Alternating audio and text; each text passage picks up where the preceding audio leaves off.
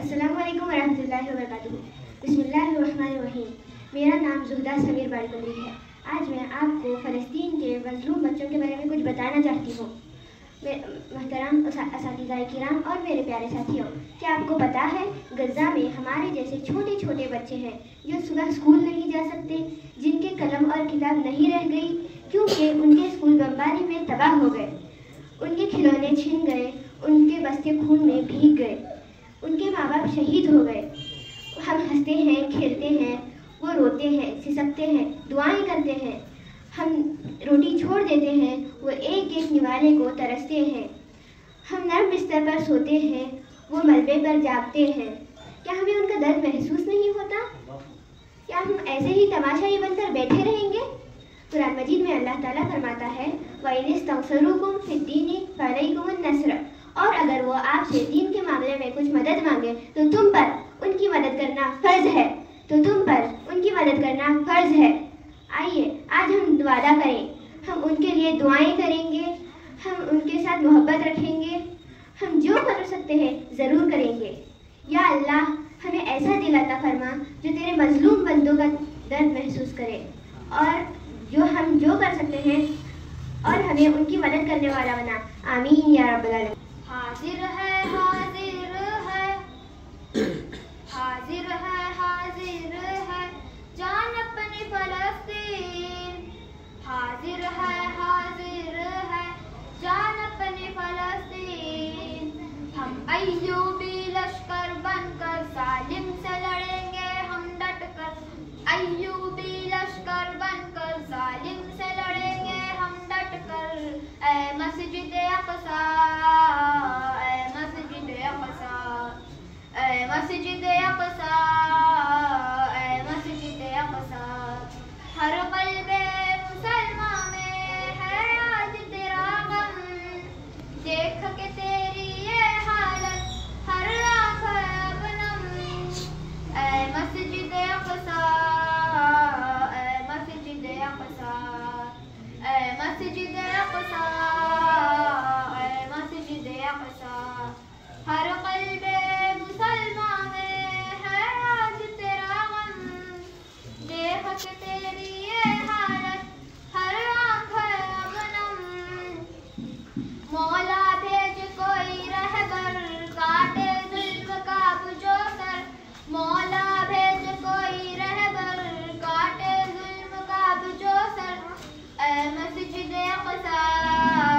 اے مسجد اقصی، اے مسجد اقصی، اے مسجد اقصی، حرمت پر تیری اقصی ہم لوگ لڑیں گے، مرنا ہی ہمیں ہے تو لڑ کر ہی مریں گے، باز آئے نئے ستم کر ماریں گے گھر میں گھس کر، باز آئے نئے ستم کر ماریں گے گھر میں گھس کر، اے مسجد اقصی، اے مسجد اقصی، اے مسجد اقصی، اے مسجد اقصی، اے ارض فلسطین تجھے نبیوں نے نوازا، اے تیرا مسلمانوں سے ایمان کا ناتا، اے مسجد اقصی، اے مسجد اقصی،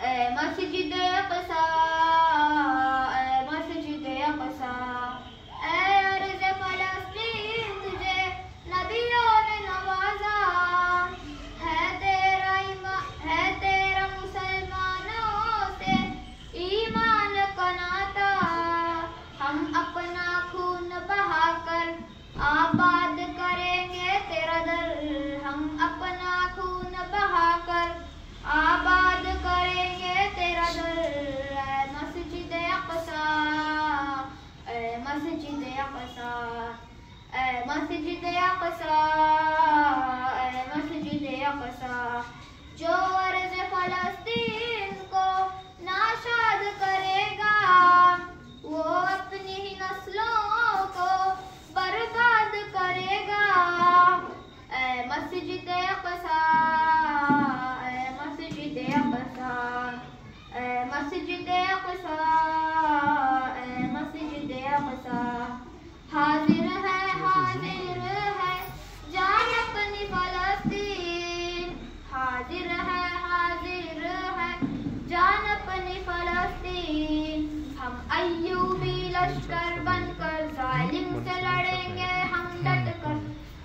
अय्यूबी लश्कर बनकर सालिम से लड़ेंगे हम डट कर, ऐ मस्जिद अक़सा, ऐ मस्जिद अक़सा। और मरते दम तक हम ये वादा वफा करेंगे कि हमारी ज़बान और हमारा कलम तेरी राह में तेरे बरां है। हमारा कलम यहूद को गासिब और अरब हुक्मरानों को खाएं लिखेगा और तेरी राह में वफा की तारीख रकम करने वालों से यकजहती और अखलाकी हमदर्दी का इजहार करता रहेगा और तुझ पर उम्मत मुस्लिमा का इस्तेहकाक साबित करता रहेगा और हमारी ज़बान रब्बे करीम से तेरे लिए फरियाद करती रहेगी। तू हमारे दिलों की धड़कन बनकर जिंदा रहेगी, तू हमारी आंखों का नूर बनकर रोशन रहेगी। तेरी तारीख से हम अपने बच्चों को जरूर मुनव्वर करेंगे, उनके ज़हन और दिमाग को रोशन करेंगे। तेरे कज़िये को हर हाल में हम आलमी और इंसानी सतह पर बुलंद करेंगे। तेरे साबित शुदा इस्लामी अक़दार को और तक़द्दुस को हम हर शख्स को इससे वाकिफ कराएंगे। हम अपने इस मुल्क में रहते हुए तमाम जमहूरी तरीकों को इस्तेमाल करके तेरी बाजियाबी की फिक्र करेंगे इंशाअल्लाह अज़्ज़ा वजल।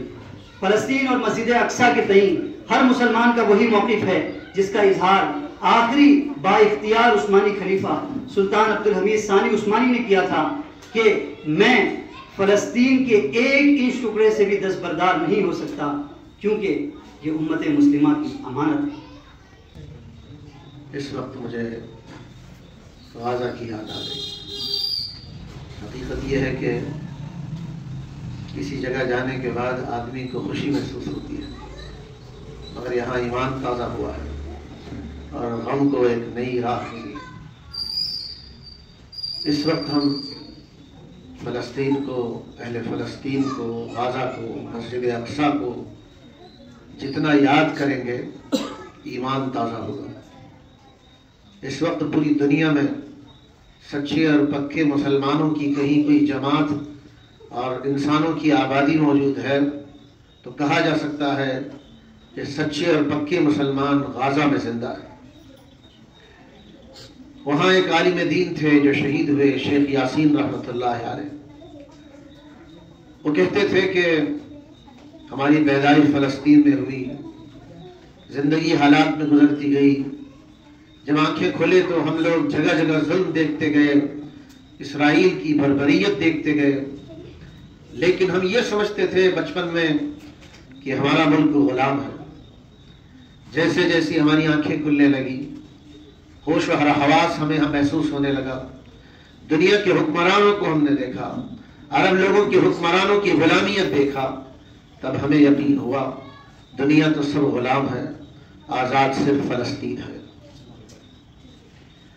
इस वक्त जिन हालात से गाज़ा के मुसलमान गुजर रहे, उसकी कुछ तस्वीर इन बच्चों ने अपने चेहरों पर बनावटी रंग लगाकर जो दिखाया है, वो असली खून की तस्वीर का क्या हाल होगा, वो माँ का क्या हाल होगा जो माँ अपने बच्चों के खून को पूछ रही, उस बाप के गम का क्या हाल होगा जो बाप अपनी औलाद की लाशें मुसलसल उठा रहा है, और उन नौजवानों का क्या हाल होगा जो नौजवान अपने माँ बाप की लाशों की नमाज जनाजा पढ़ते चले जा रहे। मुफ्ती फरहान साहब ने यहाँ जो काम किया है वो ईमान को ताज़ा करने के लिए, दिल को जिंदा करने का काम किया। हकीकत ये है कि यहाँ अतराफ के लोगों की एक बड़ी तादाद यहाँ हाजिर होना चाहिए था और ईमान को ताज़ा करनी चाहिए थी। जिस मस्जिद अक़सा की तस्वीर यहाँ लगाई गई, मुसलमानों को ये समझने की जरूरत है, ये कौन सी मस्जिद अक़सा है? ये वो मस्जिद अक़सा है जो मुसलमानों का क़िबला अव्वल है। अभी बैतुल्लाह क़िबला नहीं था, सबसे पहला क़िबला मस्जिद अक़सा था। अल्लाह के नबी सल्लल्लाहु अलैहि वसल्लम पर नमाज मक्के में फर्ज हुई, चूंकि बैतुल्लाह में चारों तरफ खड़े होकर नमाज पढ़ी जा सकती थी। आप अलैहिस्सलाम इस तरह से नमाज पढ़ते थे कि सामने बैतुल्लाह भी हो और उसी रुख की तरफ मस्जिद अक़सा भी हो। असल मकसूद तो मस्जिद अक़सा की तरफ रुख करना था, लेकिन हुजूर की ये चाहत थी कि मेरे सामने बैतुल्लाह भी रहे।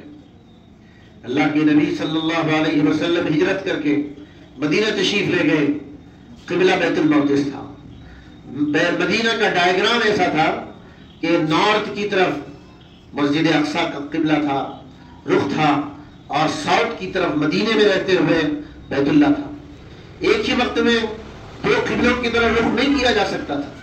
اللہ کے نبی صلی اللہ علیہ وسلم کئی مہینوں تک بیت المقدس کی طرف یعنی مدینے میں نارتھ کی طرف رخ کر کے نماز پڑھتے رہے.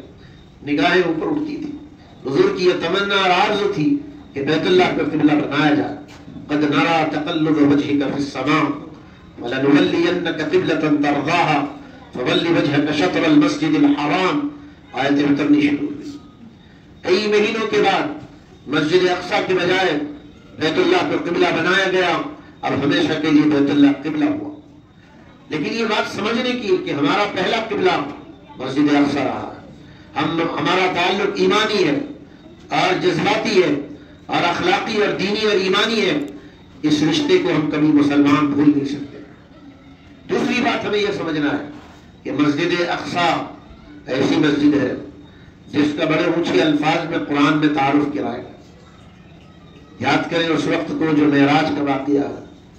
سبحان الذی اسری بعبدہ لیلا من المسجد الحرام الى المسجد الاقصى الذي باركنا حوله. یہ چھوٹے الفاظ میں بہت اونچے الفاظ. اللہ کے نبی صلی اللہ علیہ وسلم کے معراج کا سفر چاہے تو بیت اللہ سے سیدھا سدرۃ المنتہا سے آگے کیا جا سکتا تھا، لیکن اللہ کا ارادہ تھا کہ بیت اللہ کے بعد اللہ کے نبی کی حاضری بیت المقدس میں ہو. آپ معراج کے سفر میں بیت المقدس گئے اور پھر اللہ کے نبی کا اونچا سفر ہو. تیسری بات ہمیں یہ سمجھنی، بخاری اور مسلم میں اس کے اشارے موجود ہیں کہ دنیا میں سب سے پہلا گھر جو عبادت کے لیے بنایا گیا وہ بیت اللہ تھا. ان اول بیت وضع للناس للذی ببکۃ مبارکہ. لیکن دوسرا گھر جو خدا کی عبادت کے لیے بنایا گیا وہ بیت المقدس تھا. تاریخی روایتوں میں ہے ان دونوں کی تعمیر کے درمیان 40 سال کا فرق. پھر یہ سمجھنے کی بات ہے آخری زمانے میں انقلابات کا مرکز بیت المقدس ہو، فلسطین کی زمین ہو. آخر زمانے میں جو دنیا میں سب سے بڑے انقلابات آئیں گے وہ مسجد اقصی کے اطراف سے آئیں گے. حضرت عیسیٰ علیہ السلام کا نزول بھی مسجد اقصی میں ہوگا، بیت اللہ میں نہیں. دجال کا ظہور بھی اس کے اطراف میں ہوگا اور بڑے بڑے انقلابات وہاں ہوں گے اور وہیں سے دنیا میں اللہ تعالیٰ اسلام کو سربلندی عطا کرے. ظاہر ہے جب یہ باتیں ہمارے سامنے ہیں کہ مسجد اقصی کو ہم کیسے بھول سکتے ہیں، فلسطین کو ہم کیسے بھلا سکتے ہیں، غزہ کو ہم کیسے بھلا سکتے ہیں.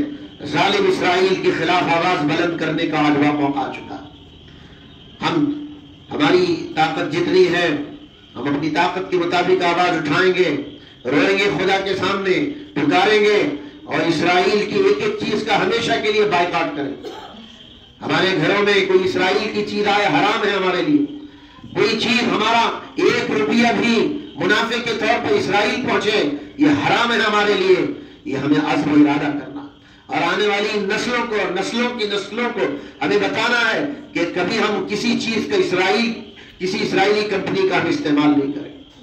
اور ہمیں یہ بھی ارادہ کرنا ہے کہ ہم دنیا کو بتائیں کہ جن مسلم حکمرانوں کے پاس یہ طاقت ہے، اقتدار ہے، پاور ہے، وہ اس وقت غلام ہیں، دنیا کی محبت میں اندھے ہوئے ہیں، وہ اسلام کو بھول چکے ہیں، ایمان کی ذمہ داریوں کو بھول چکے ہیں. ان کی ذمہ داری تھی کہ وہ غزہ کے مسلمانوں کی حفاظت کے لیے اپنی طاقت کا استعمال کریں. لیکن ہمیں سب مسلمانوں کو یہ بتانا ہے کہ جو حکمراں عرب کے ہیں وہ اس وقت غلام ہیں، وہ دنیا کے پیچھے پڑے ہوئے ہیں، وہ اندھے بنے ہوئے ہیں اور اس وقت سب سے زیادہ ظالم کے ساتھ کھڑے ہونے والی یہ لوگ. آنے والی نسلیں کبھی انہیں بخشے گی نہیں، انہیں معاف نہیں کریں گے. یہ اسلام کے نام پر جی رہے ہیں، یہ ان کو خوشائش زندگی اسلام کی برکتوں کی بنیاد پر ملی ہے. یہ زندگی ہمیشہ ان کی باقی رہنے والی نہیں. یہاں آنے کے بعد میرا ایمان زندہ ہوا. ان بچوں کی ایکٹیویٹیز دیکھنے کے بعد میرا غم تازہ ہوا. مجھے یہ محسوس ہوا کہ غزہ کے مسلمان کس تکلیف اور درد کے ساتھ زندگی گزار. مفتی فرحان صاحب برائٹ مکتب کے نام سے جو اس علاقے میں کام کر رہے ہیں، ایک مثالی کام ہے. مولانا صرف الفاظ سکھانا نہیں چاہ رہے، مولانا آپ کا دل بدلنا چاہ رہے ہیں، مولانا آپ کی فکر بدلنا چاہ رہے ہیں. وہ چاہ رہے ہیں کہ صرف الفاظ آپ کے پاس نہ آئے، الفاظ اصل نہیں ہوتے، روح اصل ہوتی ہے۔ الحمدللہ اس علاقے میں چھوٹا سا مکتب قابل قدر ہے یہاں کا کام، اور مبارکبادی کے قابل ہے۔ میں مفتی صاحب کو، ان کے گھر والوں کو، ان کے ساتھ کام کرنے والے، کھڑے ہونے والے اور فقائے کار کو، یہاں پڑھنے والے بچے بچیوں کو مبارکبادی دیتا ہوں کہ سب کو یہ موقع نصیب ہوا۔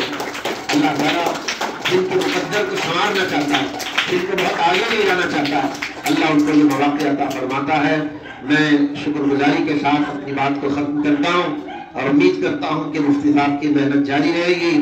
آپ اللہ کو دیکھ کر، دین کی ضرورتوں کو دیکھ کر کام کرتے چلے جائیں، انشاءاللہ آپ اس علاقے میں دین کو زندہ کرنے والوں میں انشاءاللہ شمار ہوں گے۔ وآخر دعوانا ان الحمدللہ رب العالمین۔